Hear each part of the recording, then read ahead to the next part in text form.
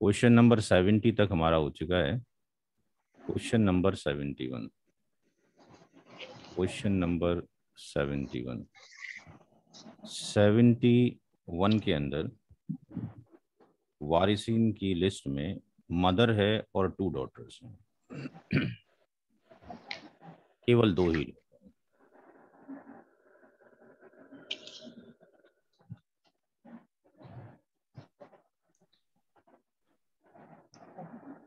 तो छोटा सा ही सवाल है, देखा जाए तो स्टेप नंबर 1 के अंदर माँ ZF है, ये भी ZF है। औलाद की मौजूदगी में माँ का हिस्सा 1/6 हो गया और 2 डॉटर हैं, ये 2/3 में बराबर की शरीक होंगी। इसका मतलब हर एक का जो हिस्सा हो जाएगा वो 1/3 होना चाहिए। स्टेप नंबर 2 में टोटल शेयर ऑफ ZF,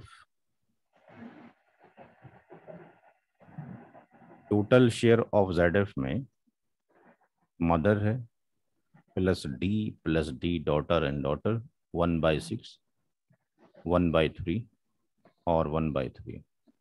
अब यहाँ पे जो एलसीएम है वो 6 आ जाएगा, ये 1 हो जाएगा, ये 2 हो जाएगा, ये 2 हो जाएगा। ये कितना आया? 5/6। कितना आया है? 5/6। अगर हम इसको देखें तो ये लेस देन कितना हो गया? 1 हो गया। तो इसका मतलब ये कंडीशन रद्द की हो गई, राइट, रिटर्न की हो गई। जब जी सारे सर। ही वारिसीन जो हैं ZF हों, डबल फ्रूज हों, प्राइमरी हायर्स हों और उनके अंदर तकसीम की जाए और कुछ बच रहे, यानी total share of ZF oblique LCM ये लेस देन अगर 1 हो जाए, तो इसका मतलब एक हिस्सा बच रहा है, वो वापस क्या होगा? दोबारा से डिस्ट्रीब्यूट होगा किसके अंदर? डबल फ्रूज के अंदर। लेकिन उसमें जो है, मैंने जो नई बुक मेरी आई है जो प्रिंट में चली गई, उसके अंदर मैंने मेंशन किया। इस किताब को मैं अभी जो है आप लोगों को भी दूंगा, लेकिन ये भी किताबें प्रिंट होकर आ जाएं, फिर लोग फिर डिमांड करते हैं भाई किताब कहाँ है आपकी नई वाली। तो 15-20 दिन के बाद इंशाल्लाह मैं इसको सबको PDF फॉरवर्ड कर दूंगा। तो ये जो बुक अभी प्रिंट में गई है 15-20 दिन में इंशाल्लाह आ जाएगी। तो इसमें अगर आप देखते हैं तो यहाँ पर एक रूल है जो इसके मेन पेज पर ही मैंने डाला है, और यहाँ पे इसको थोड़ा छोटा कर लेते हैं ताकि एक ही पेज में डिस्कशन हो जाए। देखें यहाँ पे मैंने डिस्प्ले किया है इसके अंदर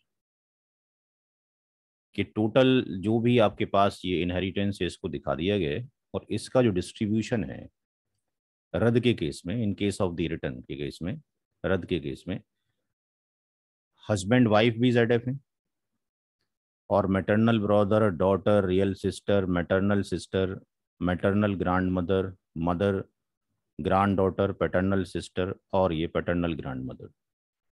तो हमारे पास इतने लोग हैं जो ZF हैं।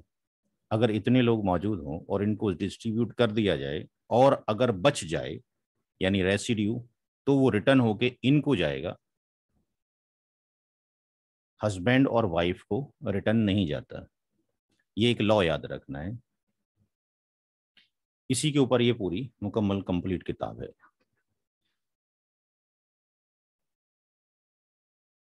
तो यहाँ पर हस्बैंड और वाइफ नहीं है। हस्बैंड ऑफ वाइफ अगर नहीं है तो हमें दोबारा से फर्दर कैलकुलेट करने की ज़रूरत नहीं है। यहाँ पर जितने भी लोग मौजूद हैं उनका जो अगर हम रेशियो देखते हैं तो क्या रेशियो बनता है इनका? मदर, डॉटर और डॉटर, इनका रेशियो बन जाता है 1:2, 2:2। यानी पूरी प्रॉपर्टी के 5 ही हिस्से कर दो। चूंकि लॉट जो 1/6 अगर हम ये मान लें कि साहब 1/6 बचा है, तो 1/6 फिर इनमें तकसीम दोबारा से होगा ना, कोई नया तो है नहीं कैंडिडेट। 1/6 जो बचा है वो भी इनमें दोबारा से तकसीम होगा।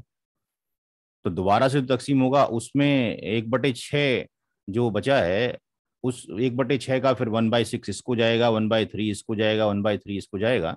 तो इसको फिर हमें दोबारा से फर्दर कैलकुलेट करने की ज़रूरत नहीं है। अगर हम थियोरेटिकल सेंटेंस में जाते हैं तो वो ये कहता है कि अगर जो अमाउंट बचता है यानी 1/6 अमाउंट बचता है उसको दोबारा से जबिल फ्रूज के अंदर तकसीम करो सिवाय हस्बैंड और वाइफ के। तो यहाँ पे हस्बैंड आपके पास, वाइफ है ही नहीं, तो दोबारा से हमें अगेन वो करने की, कैलकुलेट करने की जरूरत नहीं है, क्योंकि दोबारा से जब तकसीम करेंगे तब भी 1/6 भी इसको इन्हीं रेशियो में जाएगा जो आपके पास ये वैल्यूज हैं।